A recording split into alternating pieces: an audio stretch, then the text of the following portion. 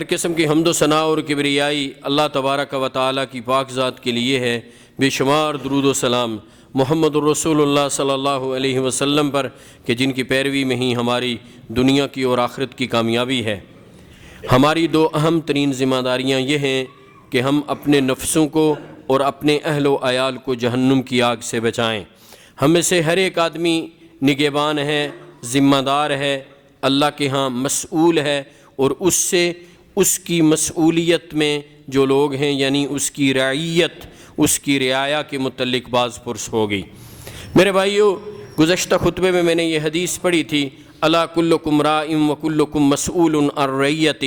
صحیح مسلم میں حدیث ہے، تم میں سے ہر ایک نگہبان ہے، ذمہ دار ہے، اور اس سے اس کی ذمہ داری کی بابت باز پرس ہوگی۔ یہاں پر رسول اللہ صلی اللہ علیہ وسلم نے حدیث میں عورتوں کا تذکرہ بھی کیا، یعنی خاص کر، ویسے تو الا کلکم راع میں عورتیں بھی شامل ہیں، کلکم راع و کلکم مسئول، اس میں عورتیں بھی شامل ہیں، لیکن رسول اللہ صلی اللہ علیہ وسلم نے الگ سے عورتوں کے لیے یہ بھی فرمایا والمرأۃ راعیۃ علی اہل بیت زوجہا و ولدہ وہی مسئولۃ عنہم، او کما قال صلی اللہ علیہ وسلم۔ رسول اللہ صلی اللہ علیہ وسلم نے فرمایا عورت اپنے شوہر کی اولاد اور اس کے گھر کی نگہبان ہے، وہ ذمہ دار ہے۔ عورت خامند کی ایبسنس میں، اس کی غیر موجودگی میں آل ان آل ہے، چیف ایگزیکٹو ہے پورے گھر کی۔ جب خامند آ جاتا ہے تب ذرا ذمہ داریاں تقسیم ہو جاتی ہیں، لیکن جب تک خامند گھر میں نہیں ہے عورت گھر کی مکمل ذمہ دار ہے، گھر کی نگہبان ہے۔ سو فرمایا عورتیں اپنے خامدوں کی اولاد اور ان کے گھر کی ذمہ دار ہیں، یعنی عورت ذمہ دار ہے۔ والمرأۃ راعیہ، عورت راعیہ ہے اپنے خامند کے گھر کی اور اس کی اولاد کی۔ وہی مسئولۃ عنہم، اور اس سے بھی اللہ کے ہاں سوال ہوگا۔ جیسے مرد مسئول ہے، عورت مسئولہ ہے، یعنی مرد سے بھی سوال ہوگا، عورت سے بھی سوال ہوگا۔ سو میرے بھائیو، دو ذمہ داریاں، ان میں پہلی ذمہ داری اپنے نفس کو جہنم کی آگ سے بچانا، دوسری ذمہ داری اپنی بیوی سمیت، بچوں سمیت اپنے گھر کو، جو میرے اہل و عیال ہیں، میں ان کو بھی جہنم کی آگ سے بچانے کا بندوبست کروں، اور اس حوالے سے جو میری ذمہ داریاں ہیں وہ میں ادا کروں۔ اب میرے بھائیوں دیکھ لیجئے، کسی بھی معاشرے میں اس معاشرے کو سنوارنے کے لیے، اس معاشرے کو درست کرنے کے لیے، اس معاشرے کو کامیابی کے راستے پر چلانے کے لیے جن سٹیک ہولڈرز کا کردار ہوتا ہے، ان میں وقت حاکم ہوتا ہے کہ جس نے کسی علاقے میں اسلامی قوانین کو نافذ کرنا ہے، وہاں پر 3 بڑی وزارتیں قائم کرنی ہیں۔ جب بھی اللہ فرماتے ہیں کہ ہم نیک لوگوں کو زمین میں حکومت دیتے ہیں، اِن مکناہم فی الارض اقاموا الصلاۃ، کسی کو زمین پر حکومت مل جائے، وہ لوگوں کا نگہبان اور لوگوں کا حاکم بن جائے، تو وہ اپنی حکومت بنانے کے بعد پہلی وزارت صلاۃ بنائے، نماز کو قائم کرنے کی وزارت۔ دوسرا پورٹ فولیو وہ ہے زکوٰۃ کی کلیکشن، ٹرانسپیرنٹلی اس کو کلیکٹ کیا جائے اور ٹرانسپیرنٹلی ہی اس کو آگے عوام پر خرچ کیا جائے، کہ یعنی ملک کی معیشت کو درست کرنا، مضبوط کرنا۔ اور معاشی حوالے سے جو حکمران کی عوام کے حوالے سے ذمہ داری ہے، یہ اس ذمہ داری کی وزارت ہے۔ اور تیسری وزارت ہے امر بالمعروف اور نہی عن المنکر، اپنی رعایا اور اپنے عوام کو نیکی کا حکم دینا، نیکی کی اشاعت کے ادارے قائم کرنا، ان کو مضبوط کرنا، دین کو سکھلانا، اور منکرات سے، گناہوں سے، اللہ کی نافرمانی سے پورے معاشرے کو بچانا، اس کے لیے قانون سازی کرنا، اس قانون کو پھر امپلیمنٹ کرنا، یہ وقت حاکم کا کردار ہے ایک معاشرے کی اصلاح کے لیے۔ دوسرا سٹیک ہولڈر علماء کرام ہیں، ان کی یہ ذمہ داری ہے وہ محراب و منبر سے کتاب و سنت کی تعلیم عام کریں، وہ خیر کے معلم بن جائیں، جیسے رسول اللہ صلی اللہ علیہ وسلم نے حدیث میں ان علماء کی بڑی فضیلت بیان کی ہے جو خیر کے معلم ہیں۔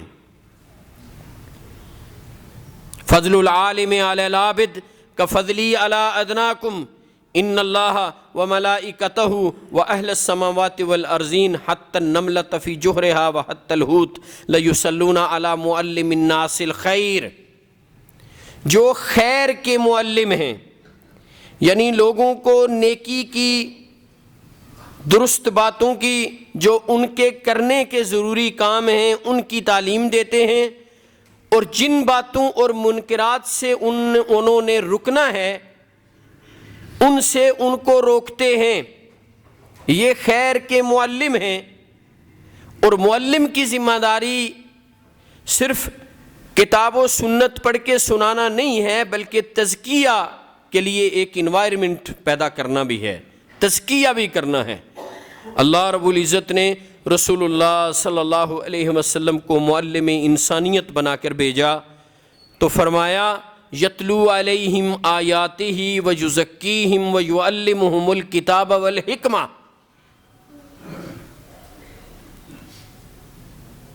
جن لوگوں میں رسول اللہ صلی اللہ علیہ وسلم کو مبعوث کیا گیا، آپ کو بھیجا گیا، وہ اخلاقی انحطاط کا شکار، اندھیرے میں، گمراہی میں، اللہ رب العزت نے رسول اللہ صلی اللہ علیہ وسلم کی یہ ذمہ داری لگائی کہ آپ معلم انسانیت ہیں صلی اللہ علیہ وسلم، آپ نے قرآن پڑھ کے سنانا ہے، سمجھانا ہے، اس کی تفسیر اور تشریح بتلانی ہے، خیر کی باتیں بتلانی ہیں، منکرات سے روکنا ہے، اور پھر لوگوں کو تعلیم دے کر ان کی تربیت کے لیے تزکیہ کا ماحول پیدا کرنا ہے۔ تزکیہ کے لیے ایک ضروری چیز ہوتی ہے اچھا انوائرمنٹ، یہ ایک الگ سے سبجیکٹ ہے، ایک موضوع ہے، تزکیہ کیا ہے اور کیسے کیا جائے۔ یہ دوسرا سٹیک ہولڈر کسی بھی معاشرے کی اصلاح کے لیے، کسی بھی معاشرے کو جہنم کی آگ سے بچانے کے لیے، کسی بھی ملک کے افراد کی کامیابی کے لیے حکمرانوں کا یہ کردار ہوتا ہے، علماء کا یہ کردار ہوتا ہے۔ تیسرا جو سٹیک ہولڈر ہے وہ ہے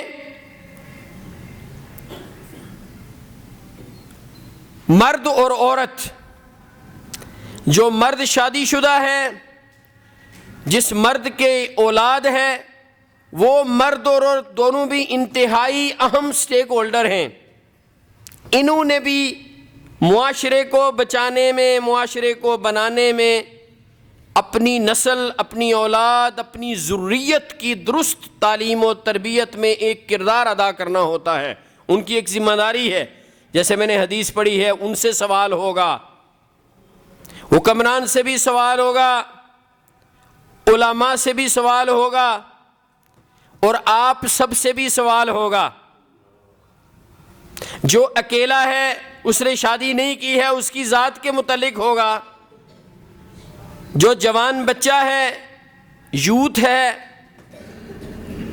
ہماری بچیاں ہیں، وہ ان میریڈ ہیں، غیر شادی شدہ ہیں، ابھی ان کی ذات سے، ان کے متعلق سوال،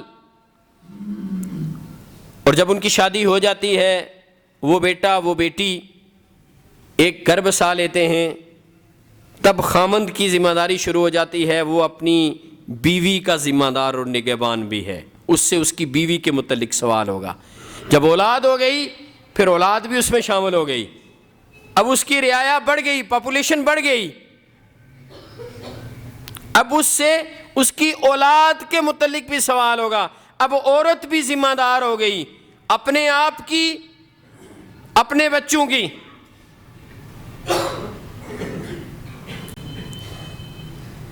پہلے دور میں یہ ہوتا تھا کہ دین و دنیا کی تعلیم ایک ساتھ دی جاتی تھی۔ جو کتاب و سنت کا معلم تھا، جو مدرسہ، جو مکتب جس میں کتاب و سنت کی تعلیم دی جاتی تھی، وہاں ہی دنیا کے علوم کی بھی تعلیم دی جاتی تھی، وہ اساتذہ اسی طرح کے ہوتے تھے۔ اب ذرا یہ تھوڑا کام ڈیوائیڈڈ ہو گیا ہے، ایک اور طرح کے سٹیک ہولڈر سامنے آ گئے ہیں، وہ دنیا کی تعلیم دینے والے استاد، ٹیچرز، پروفیسرز، کوچنگ کرنے والے، ٹیوٹرز، یہ بھی ذمہ دار ہیں۔ ان کے پاس بھی ہمارا قیمتی اثاثہ، ہماری اولادیں، ہماری ذریت، ہماری نسل ان کے پاس بھی کچھ سیکھنے جاتی ہے اور ایک بڑا وقت ان کے پاس گزارتی ہے۔ ان سے بھی سوال ہوگا کہ یہ جو نونہال تمہارے پاس آئے تھے، جو کہ فطرت پر پیدا ہوئے تھے، کل مولود یولد علی الفطرہ، یہ بچہ جو دنیا میں آتا ہے فطرت پر پیدا ہوتا ہے، پھر اس کے ماں باپ ہیں، اسے یہودی بنائیں، اسے نصرانی بنائیں، اسے مجوسی بنائیں، یہ جس ماحول میں رہے گا، جو تعلیم حاصل کرے گا، جو کچھ سیکھے گا، جو اس کو تعلیم دی جائے گی، جس انوائرمنٹ میں یہ وقت گزارے گا، یہ اسی طرح ہو جائے گا۔ سو ان ٹیچرز، اساتذہ، پروفیسرز، اتالیق، ٹیوٹرز، ان سے بھی باز پرس ہوگی، یہ بھی سٹیک ہولڈرز ہیں۔ یہ چار طرح کے سٹیک ہولڈرز ہیں جنہوں نے اپنے معاشرے کی سب سے قیمتی شے، سب سے قیمتی اثاثہ جو ہماری نسل ہے، ہمارے بچے ہیں، ہماری اولادیں ہیں، ہماری ذریت ہے، ان کو کامیابی کے راستے پر چلانا ہے تاکہ یہ دنیا میں بھی کامیاب ہو جائیں اور آخرت میں بھی کامیاب ہو جائیں۔ اب یہ جو چار طرح کے سٹیک ہولڈرز ہیں، ان میں وقت حاکم کے لیے سب سے زیادہ مشکلات ہیں کہ وہ دین کو نافذ کرے، اسلامی قوانین بنائے، معاشرے کو درست راستے پر چلائے، اس کے لیے قانون بنا کے قانون سازی کی جائے، قانون سازی کر کے قانون کو امپلیمنٹ کیا جائے۔ یہ بڑا مشکل کام ہے۔ جب ہم اس طرف دیکھتے ہیں تو ہمیں یہاں سے ڈس اپوائنٹمنٹ ہوتی ہے، کوئی خاص رسپانس کی توقع نہیں ہے۔ اس لیے مجھے اور آپ کو اس حوالے سے ڈسکس کرنا اور انہی پر ذمہ داری ڈال کے خود پتلی گلی سے نکلنا چھوڑ دیجئے۔ دوسرے سٹیک ہولڈرز ہیں علماء کرام۔ وہ بھی آپ دیکھتے ہیں کہ اس دنیا میں اس وقت اکثریت لوگوں کو درست تعلیم نہیں دے رہے، صحیح، سیدھا، سادہ، سچا، کھرا، بہترین فطری دین نہیں بتلا رہے۔ ان کے اپنے مفادات، جیسے حکمرانوں کے اپنے مفادات ہیں، ان کے بھی اپنے مفادات ہیں۔ ان کثیرا من الاحبار والرہبان لیاکلون اموال الناس بالباطل ویصدون عن سبیل اللہ۔ عبداللہ ابن مبارک رحمۃ اللہ علیہ نے اس دور میں کہا تھا، یہ حضرت امام ابو حنیفہ رحمۃ اللہ علیہ کے ہم اثر ہیں، ایک بڑے محدث ہیں، کبار محدثین میں ان کا شمار ہوتا ہے، عبداللہ بن مبارک رحمۃ اللہ علیہ۔ انہوں نے ایک بات کہی تھی، وَهَلْ أَفْسَدَ الدِّينَ إِلَّا الْمُلُوكُ وَأَحْبَارُ سُوءٍ وَرُهْبَانُهَا۔ کیا خوبصورت بات ہے، آج بھی اسی طرح ایور گرین ہے، بالکل اسی طرح ویلڈ نظر آتی ہے جس طرح اس دور میں تھی، اور شاید قیامت تک یہ بات اسی طرح درست ثابت ہو۔ فرماتے ہیں وَهَلْ أَفْسَدَ الدِّينَ إِلَّا الْمُلُوكُ وَأَحْبَارُ سُوءٍ وَرُهْبَانُهَا۔ تین طبقے ہیں، تین سٹیک ہولڈرز ہیں جن کی وجہ سے معاشرے میں فساد آتا ہے، بگاڑ آتا ہے، لوگ دین سے دور ہوتے ہیں، عقیدے کا فساد، دین سے دوری، یہی تین طبقے معاشرے کو خراب بھی کرتے ہیں اور معاشرے کو ٹھیک بھی کر سکتے ہیں۔ ان میں وقت حاکم بادشاہ، اس لیے کہ بادشاہ کے پاس طاقت اور قوت ہے، یہ طاقت کے بل بوتے پر قانون کو امپلیمنٹ کر کے تو ہم سے زبردستی گناہ سے ہمیں روک سکتا ہے اور نیکی کا کام کروا سکتا ہے۔ اور دوسرے سٹیک ہولڈر علماء سو، ایک بادشاہوں کی وجہ سے، دوسرا علماء سو کی وجہ سے کہ وہ نہ درست بات بتائیں نہ درست راستے کی طرف آنے دیں۔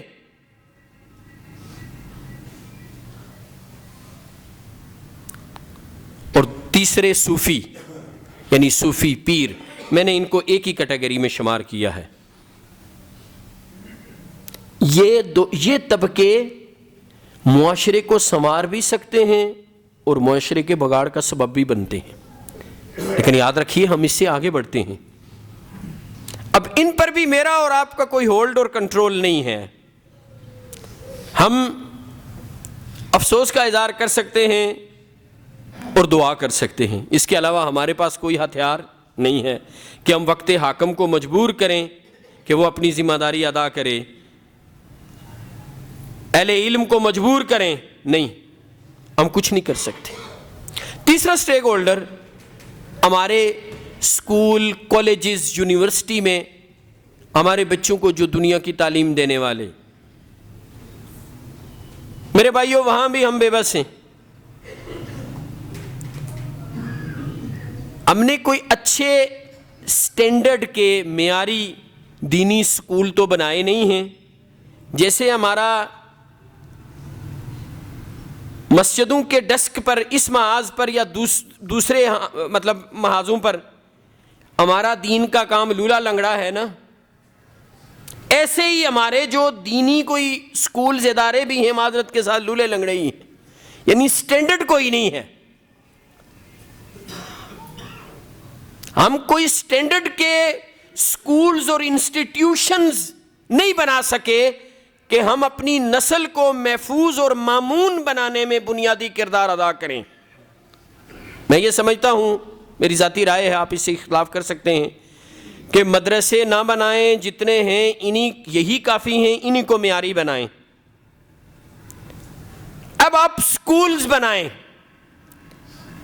سٹینڈرڈ کے، آپ بیکن ہاؤس کے سٹینڈرڈ کا سکول بنائیں، اسلامی سکول، مکمل اسلامی ماحول دیں۔ آپ کو کبھی عمران خان نہیں روکیں گے، نواز شریف کبھی نہیں روکے گا، وقت اگر پھر بھی آ جائے، پھر آ تو نہیں سکتا، مشکل ہی ہے، لیکن بہرحال اگر آ جائے تو وہ بھی نہیں روکے گا آپ کو، زرداری صاحب بھی نہیں آپ کو روکیں گے، کوئی نہیں روکے گا سٹینڈرڈ کا سکول بنانے اور چلانے میں۔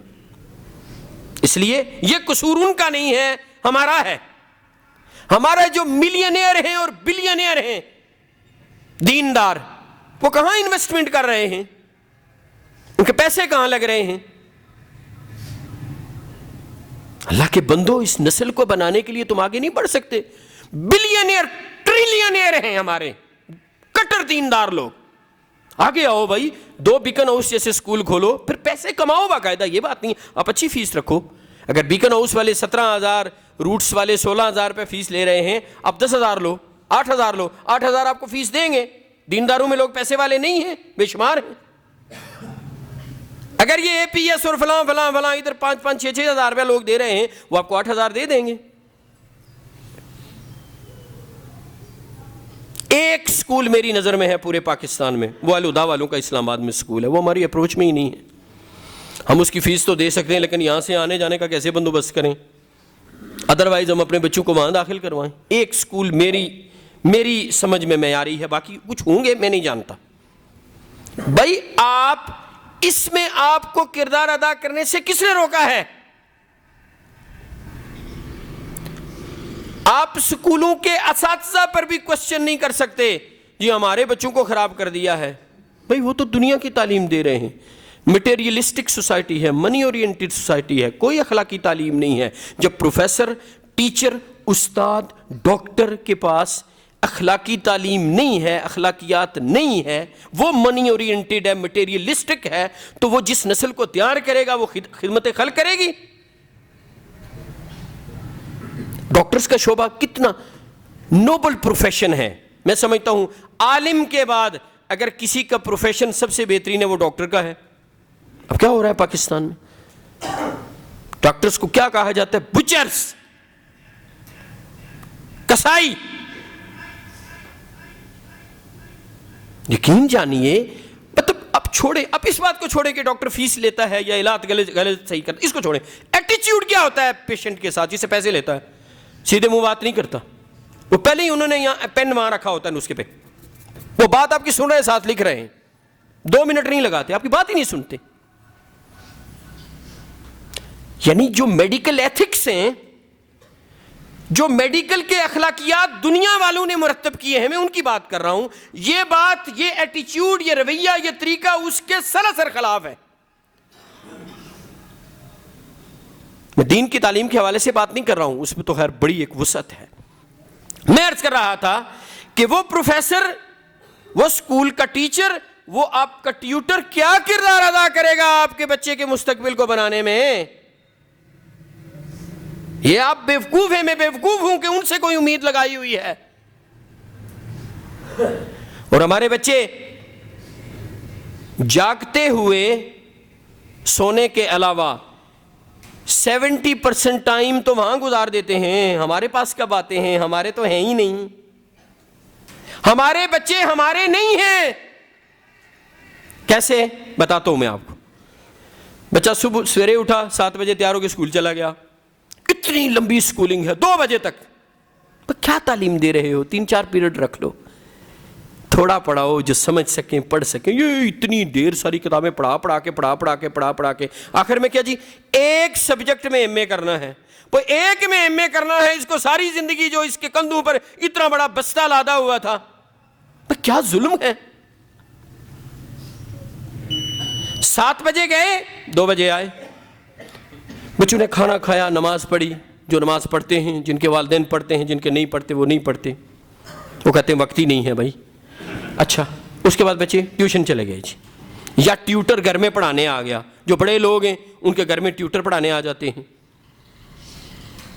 2 گھنٹے اس نے لگائے، 3 لگائے، یہ 5-6 ہو گئے نا. 9 بجے 10 بجے بچے نے سونا ہے. 4 گھنٹے بچہ ہمارے پاس ہے 24 گھنٹے میں سے. سوتے ہوئے ہمارے پاس نہ سمجھیں اس کو، وہ سویا ہوا ہے. جاگتے ہوئے 24 آورز میں وہ 4 یا 5 گھنٹے ہمارے پاس ہے، جس میں اس نے نماز بھی پڑھنی ہے، اس نے ہوم ورک بھی کرنا ہے، اس نے کھانا بھی کھانا ہے، اس نے ہم سے بات چیت بھی. ہم سے کب بات چیت ہوگی اس کی؟ کوئی دین کی بات، کوئی تعلیم، کوئی تربیت.